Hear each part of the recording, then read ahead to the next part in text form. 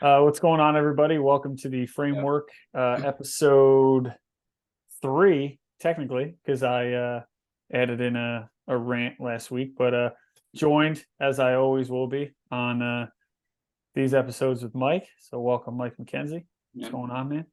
It's been a week already. Yeah. You know what, too, is like I feel like we got off the call last week and we were like, man, that went so good. What should we do for next week? Let's talk about it. Let's talk about it. And then all of a sudden, like now we're here and we're like, oh, what are we going to talk about today?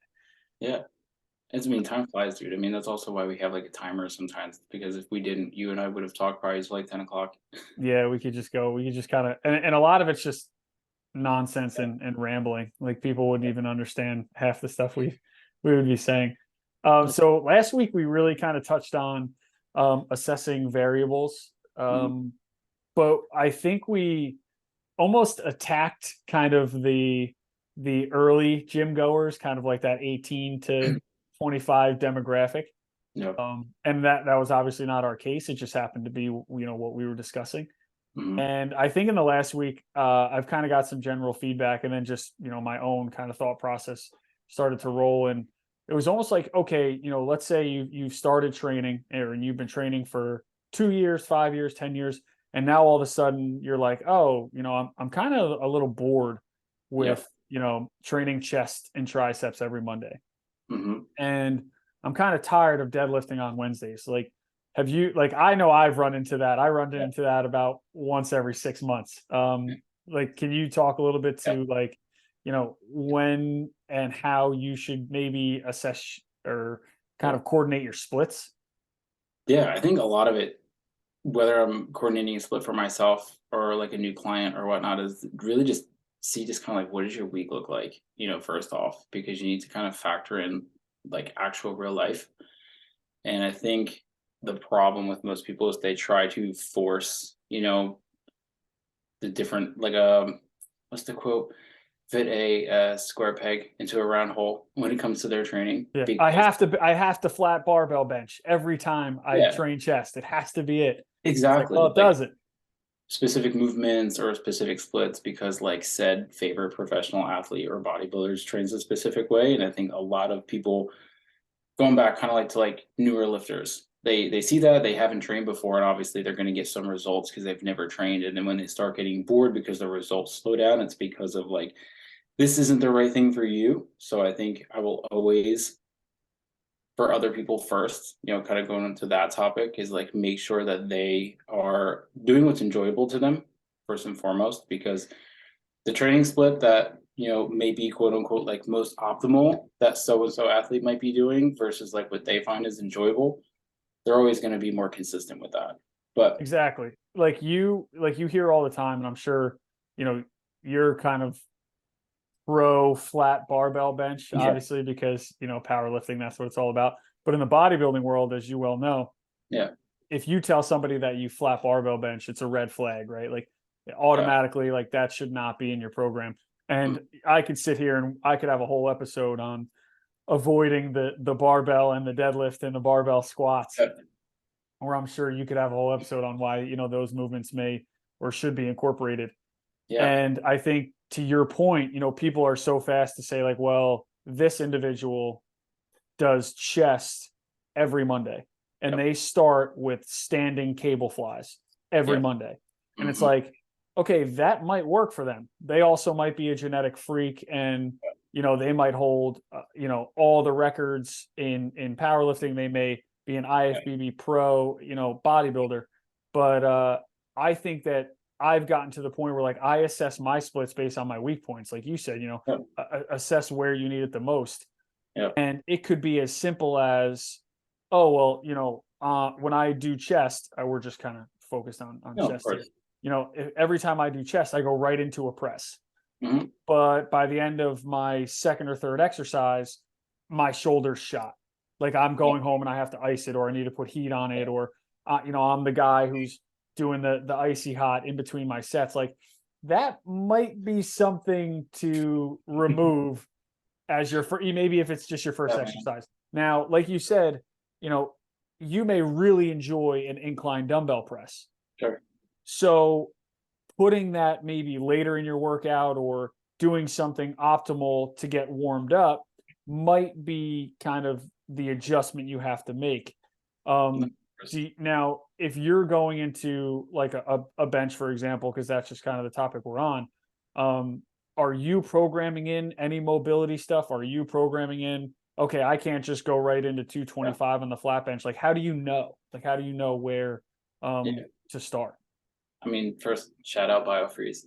But um no, I mean it's very hyper specific to me in terms of like where if we're talking referencing with pain or like getting myself warmed up, like let's say we use a shoulder because that's probably the easiest one and most common type of like twang most people have. And I think it's kind of figuring out where I can modify, things like range of motion or like hand width or things like that to minimize pain because I don't do too much in terms of like mobility work. I mean, I'll do like a little bit for kind of like loosening my shoulders up, like with like band and whatnot. But I think a lot of people turn the whole mobility and warm up routine into this like grandiose like 40. Their warm up routine is almost longer than their training session. 100%. So I think like if I'm benching, I will do things that help prime my body to get ready for a bench press. Like I said, I'll use some bands, I'll get my triceps warmed up, I'll do maybe like some scat pull-ups to get my back warmed up and whatnot. But like most of it is like getting my body used to that movement pattern. So it might be using the bar and doing a couple extra sets of the bar, or starting off with like something very light. But I think a lot of it is like being hyper specific to like what you're training that day and not necessarily making it this long 45-minute routine. You know what I mean? Aside from, because I feel like we dove right into like super detailed, like, Yeah, exercise, like the exercise itself and where it should be positioned in your workout. Like, sure. how are you planning? And again, this Yeah. is a different world for me, powerlifting versus bodybuilding. Maybe it's relatively similar. You can speak to it. Mm, How are you even assessing like an off day? Um, I yeah, know a lot of people early on, to your point, they're noticing those gains really quick. yeah, They're training 7, 10, 14 days in a row. They feel good. They're hopped up on their caffeinated pre-workouts. They're eating everything under the sun. They don't want to take an off day. An off yeah, day means a loss of gains. yeah, man. So the first thing that like I would ask somebody, not necessarily new, but just in general, like, hey, somebody comes to me, I haven't taken a day off in a week. My body's feeling really beat up, but I don't really know where it Yeah. should fall. How do you kind of assess when and how to rest? I know for me, a lot of like, for instance, like my first like day or two of my training week are like my primary days, like my heavier intense. Usually, like, volume is usually as high, intensity relatively is higher. So usually, like I'll take a day off after one of one of two of those days, or after both of those days, just to make myself a little bit more fresh going into my other training days. And I think a lot of people could benefit from that, especially like if they're training a weak point. Like let's say going back to chest again. To like if they're trying to bring up their chest, so obviously you want to have a really good chest training session. I think kind of taking a day off before then, or even just like after then, just to kind of give yourself a point of like recovery. Because once you start kind of just hammering away and not taking those days off, you just start to really bring to light a lot of those inefficiencies. Like if we're talking about like shoulder issues or like form inefficiencies, like if you start like training back to back to back to back to back, a lot of those like pains are gonna magnify. So I think taking a day off before a primary day or like a weak point day or like a heavier training session is usually what I do first. And then I'll take a day off after my heavier sessions. So I guess I'll structure it after those one or two primary days. I'll train another 2 days and then I take a day off and then kind of repeat my cycle that way. So what does like a 7-day split look like for Mike? Yeah, I mean, I'm only training 4 days a week. I mean, a lot of that has to just do with like life. And I think again, that kind of goes back to the important topic of training scheduling your training importance to your life. You know what I mean? If Yeah. you have a lot of other responsibilities outside of the gym, which most people do, but you try to train 6 days a week, you're gonna almost always end up falling short. 'Cause something's gonna come up, life's gonna happen. You're gonna have to miss a training session or shorten it or might like modify it somehow to where you're not happy. So for me, 4 days a week works perfect for me to get an adequate amount of training volume. I can be consistent with it. If I have to pull audibles with life, you know what I mean? Like I can move things around and still fit it within a 7-day period. So I think that's most important. But usually my Sunday is my primary day in terms of squatting and benching. And then I'll usually take Monday off. And then Tuesday is my primary deadlift day, but it's my secondary bench day. I bench 3 times a week, squat twice a week, and deadlift twice a week right now. So after those kind of like 2 primary days, then I have 2 like tertiary, like lighter day, like not lighter, but more volume, intensity Yeah. is relatively lower. So that's how I'll structure my like training section to like my week and then my days off. And then so your days off are basically either right in front or right after like your weakest day, so to speak? Mainly like the heavier days, because those are what's kind of like most like competition specific. So I try to make sure that I'm freshest for those days, since those are going to be like the heavier, like driven days. So I just want to make sure like my hips aren't tight. My lower, I mean, they're always tight. I mean, we're over Oh 30, yeah. Yeah. You're gonna but have significant aches and pains all the time. not as tight. Again, shout out BioFreeze. But it just makes it so like I just go into the session fresh. Like I don't like, for instance, my primary squat day, like I can unrack and like I feel like the bar doesn't feel like 8 million pounds. Like my shoulders aren't hurting, my hips aren't super tight, my knees aren't bothering me. Like I can go into that session and be able to actually focus on what the goal is for that training session. That's why I'm a big advocate for like for powerlifting, taking a day off before your primary sessions. And then even like with like bodybuilding, kind of taking days off before those like primary sessions that you want to focus on. So this way you're going into it fresh. You're not going into it beat up. Yeah, I've always had, from a bodybuilding perspective, like I've always had a weaker upper back. Um, and I mean, naturally in bodybuilding, you just always look in the mirror and you figure I need to bring everything up. Once you bring your shoulders up, yeah, Yeah. everything's always not big enough. Um, so like for me, it's like primarily back. So I will program my days off right before those back days. So I go in, I'm excited to train. I get 2 3 meals in me. I get to the gym, I'm like so amped to be there, Yeah. and then I'm smashing those back sessions. So right now it looks like um, it's pull A, and then Okay. I'll have a pull B session, which will pull A will consist of back, traps, rear delts. Cool. Then my push A will consist of shoulder focus, Mhm. then chest. Then Okay. I'll have my legs A, and then I'll have an arm day. Um, Arms are just fun to train. I feel Yeah. like it's fun for everybody, Yeah. and you can never have big enough arms. Yeah. So obviously, and it helps. I don't know if it helps mentally, but it helps that it is a weak point. Yeah. So it makes sense to program that as its own day. Yeah, sure. So then I take a day off, Cool. and then we kind of reset with our B split. Uh, Pull B, push B, legs B. However, the difference is I'm now adding, or I'm removing that arm day at the end of that split. I really kind of feel like those secondary muscles are moving when I'm training back and shoulders and chest and so on and so forth. So there's really no need to kind of have an arm day and then to add, biceps into back, add triceps into that Yeah. additional shoulder day, because then you're just beating a dead horse. So I have, kind of that one day every 8 days technically, Okay. where I hit my arms and I really, try to get the arms up and growing. But the whole point of it is my back is, obviously your back is such a large Yeah. muscle group. And if you get a bigger back or a bigger chest, you're going to notice those things more on a bodybuilding stage than you will, half an inch or up to like 2 inches in your arms. So to your point, I'm taking those off days around Mhm. my weak muscle groups because I can go in with kind of Yeah. that freshness and I'm excited to train. Um, do No. you ever feel like you are kind of at a point where you're like, maybe I don't want to deadlift on Wednesdays. I want to deadlift on Mondays, or, I love taking Saturdays off. You're a little different because your personal life plays a larger role. Where I'm lucky enough to be able to kind of train whenever I want right now. And, I can kind of do all that stuff. I think a lot of people who live the lifestyle, and when I say live the lifestyle, I mean top to bottom, like Yeah. they're training for something, whether that be powerlifting or bodybuilding or CrossFit.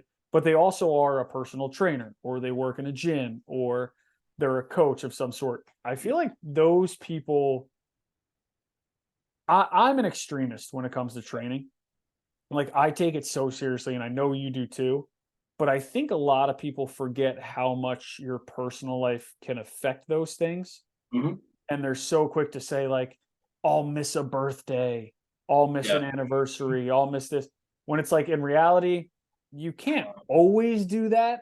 Like, yeah, I think if you're a local competitor and you compete like once every 3 years just because you love it. Like, I personally love to train, yeah, but I'm also a total ham and I love to be on a bodybuilding stage yeah, and I love the like, I just love that, like, having that light at the end of the tunnel. But I'm not a personal trainer. I don't work in a gym. I don't do all that stuff. So my off day, let's just say it, maybe some people say I take off every Tuesday and Friday. mm, Well, maybe our lives don't allow us to do that. And I think a lot of people forget that we're just kind of two guys. I don't say that they forget, but they may not know. Like, we're just two guys that love to do this and we yeah, love to train. Um, I do think it's important to find that balance if it's something you really love. Like, if you were to tell me, Ryan, I only powerlift for my mental health, I'd be like, all right, dude, if you want to train 7 days in a row, kill it. Whatever helps you, from a mental health perspective. yeah, But to know that you're kind of organized and structured, is a good thing because you have that balance. exactly. No, I think that's kind of going back to the original kind of sentiment I was bringing up when it goes into even to just like structuring training splits is like people need to factor in real life, like things come up, things happen. You have to be able to adapt. And I think that's a lot of like, I feel like at the end of the day, like if you're like 80 years from now laying on your deathbed and you look back like things that you've learned from lifting, if like all that you gained was just like, I got stronger, or I got bigger, I feel like most people missed the important things that you learned from training. And I think being able to adapt and evolve is one of the big things that training kind of has taught me. And like being okay with be like having to move a session around and like being okay with adapting and move kind of making things more fluid rather than super structured. Cause that again, the adherence factor kind of falls off with that. Because that goes back into like removing personal life. Like you said, oh, like I don't feel like deadlifting on a Wednesday. Like, okay, like, is it because I don't just feel like training that day, or am I feeling burnt out? Like, that's why I have my structured days on certain days of the week because, like, I work a very physical job. So if I try to do my primary days, like at the end of the week, it just wouldn't happen. So like that's why I do most of those things earlier on in the week because later in the week it just wouldn't be feasible. So you have to be able to like kind of move things around. Like you even said, oh, if you want to take Tuesdays and I think Fridays off, but like your job or your family or other things going on may not allow you to do that. So like there might be 2 of the days of the week you have to train because some of the other days of the week you can't train. Yeah. So that's why I think the importance of making things pretty fluid come into play. I wish I had a big, like, like, dry erase board behind me because I would just be mapping this stuff out for people. Yeah. I actually, a few years ago, when I was working for a supplement company, I did a video just like this, like, based on bodybuilding splits. So if you go on my Instagram, you go under my videos, you'll see that there. It kind of talks about the same thing, and I kind of break down like your bro split, Yeah. your pull push leg split, and then your focus split. Mhm. And that's kind of how I've always structured, my training. You have your lifestyle, you can train or you can't train, whatever the case may be. That's a very niche audience. You and I kind of fall into a unique category where we say, like, we love to do what we do, but life is always going to kind of come first. Yeah. So let's, kind of take a step back and look kind of at the larger pool of, okay, no matter what, they're going to be in the gym on a Monday, no matter what, they're hitting chest. How do Yep. we plan around that? Yep. And we discussed earlier about kind of working around those injuries and finding that structure. So, uh, how long ago did you realize that the bro split, which is chest, back, Mhm. shoulders, legs, arms, off on the weekends, was not working for you? Because I know the answer is Yeah. it did not work for you. Yeah. But when did you realize, like, I can't train 5, 6 days in a row because I'm burnt out? Yeah. I think honestly, just being burnt out is Yeah. the answer, because like, you run that play for so long, and you just end up getting just you burn yourself to the ground. I think a lot of, when it comes to like a traditional like bro split of like Monday chest, Tuesday shoulders, Wednesday back, and then arms, and then like let's say that's the split we're talking about. Like I feel like that's when people also start just doing like an insane amount of like junk volume with their training, and they're just running themselves into the ground, and they're not progressing. And kind of like going back to what I said earlier, where like training's pretty mundane, and like I think the benefit of like the push pull legs taking off, or like how you do like pull A and pull B and whatnot too, is you're able to kind of get like, let's say, 4 to 6 movements within like a training cycle, and then just focus on just getting all of your effort into that and getting progressively stronger with those, and then you're able to actually progress a lot faster than just doing a bro split and doing 40 sets of chest, which I know we've all been there. You and I have definitely been there, because Oh yeah. that's how we met. But Yeah. but like it's funny, like the things you kind of just realize when you get older, in terms of like having to move around things for progress. Like, hey, why am I not progressing anymore? Training 7 days in a row is the absolute best thing for you. Maybe the first 6 months that you are training, because you're learning your body, you're learning if you have any aches or pains, or, basically what you have to assess. And then once you know, like, okay, this is what's growing fast, my legs. There are dudes that are, and females that are in their early 20s, where their quads and glutes and hamstrings are just blown up, like in a great way. Like they are just, Oh yeah. you take, from a bodybuilding perspective, you take a lot of these young ladies that are just naturally falling into the wellness category, Hmm. because genetically they've had, these glutes, and, their hamstrings pop, and, maybe they have a little muscle definition in their upper body, but they were just blessed with glutes. And it's just, I'm sure from a powerlifting perspective, there are just guys and girls who are naturally great squatters. They can Yeah, just get under any type of bar your with body any structure. amount of weight on it. Yeah. And just drop and come up, and it's clean every time. And I mean, I don't want to keep talking in circles, but I feel like if you're not assessing your weak points and trying to build around those, like you said, you're just kind of spinning your tires. And I think that's important to look at, because I think the whole topic has been individualizing your training, because a lot of the people that people follow in terms of like pro athletes or with powerlifting, like some people are just, their structure is built for deadlifting, or their structure is built for squatting or benching more effectively than maybe yourself. And like so many people make progress in spite of what they do. You know what I mean? Yeah. Like Yeah. outliers. Like with bodybuilding, some people just hyper respond to training or supplements or whatnot, and like they can literally just look at a weight and grow, like, or they can train suboptimally, or like have bad form, or like have like a horrible training split, and like they're just going to grow regardless. So people need to factor that in too. Yeah. I think generally, because I mean, we've had a really awesome discussion here. And we touched on a lot of great points. So I'll leave it with, everything should be built off fundamentals. For sure. And I feel like that kind of is so generic, and so, so You much agree gray though. area. Like if anybody who watches this video is getting to this point in the video right now going like, okay, so they did not tell me what my split should be. Because we can't really tell you what it should be. Um, I think you need to look at, okay, easiest way to kind of lay it out for somebody who may be watching this video saying like, nobody told me what my split's supposed to be. What should it be? Yeah.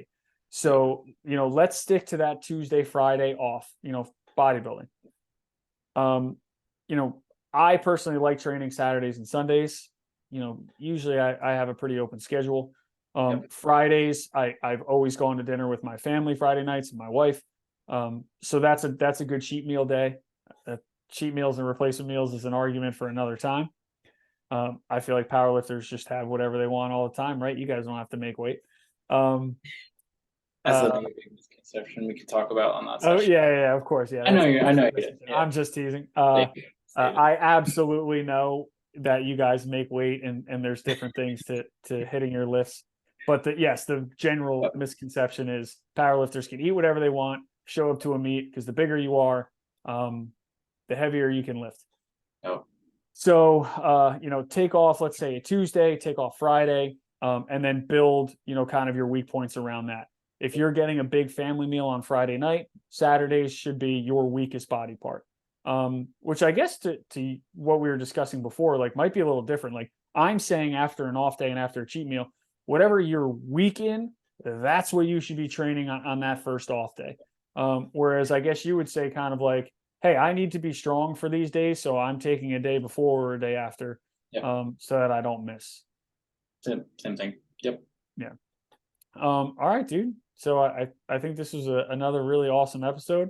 We kind of kept it within our timeline, which is good. Anything you want to leave off on as far as training splits and kind of assessing or adjusting your training? No, I think kind of hammering it home that you need to be individualizing your training, and like you even said, like having the fundamentals there, but building off of that, off of your lifestyle, what your weak points are, what you need to focus on. Not necessarily worrying so much about everybody else is doing, but focusing in on yourself because Yeah, there are going to be people at your gym or online. Listen, I always drive the point home, like hire a coach. yeah, I know financially is kind of the first burden. Like, look, people can't afford a coach 365 days a year. yeah, And if you are checking in with somebody every single Friday, week after week, year after year, there's going to come a time where like your brain cracks and you're like, I don't really think this person's helping me, or mhm, this person's just going to kind of see you as another cog in the wheel because you've been there for so long. Um, but there's a lot of things about your training or about your diet and nutrition that you probably do need help with. There's going to be a variable, not to touch on our previous episode, but that you could be missing. So, yep, I highly recommend, if you're a beginner, hey, move around your split, to what we talked about, kind of have your set off days based around your weak points or where you need to be strong from a powerlifting perspective. But if you're ready to take that next step and you want to compete, whether that be in powerlifting or bodybuilding, hire a coach. There are people out there that know what they're talking about, that are going to kind of structure your diet and your training and your posing or your lifts. You could go into, your local commercial gym. You may go into your Planet Fitness and squat, 405 and be the strongest guy in there. But, maybe your squat is just way off. Like maybe yeah, you're not doing what you're supposed to do, or mhm, you're going into your local gym and you're putting 2,000 pounds on a leg press, but your legs aren't growing. You don't have the definition in your quads that you think you should because you squat and deadlift and bench all this weight and your body's just not developing. You got to hire a coach. That's what's going to take you to the next level. That's what's going to get you on the platform and get you on the stage. Um, but it's really as simple as, what is my weak point and how do I bring that up? And that is building your calories and your food and your training around those lifts or those muscle groups. agreed. All right, Mike. Thanks again, man. I appreciate you coming out. Agreed. Everybody stay tuned for next Tuesday, and thanks for stopping by the framework. Sir.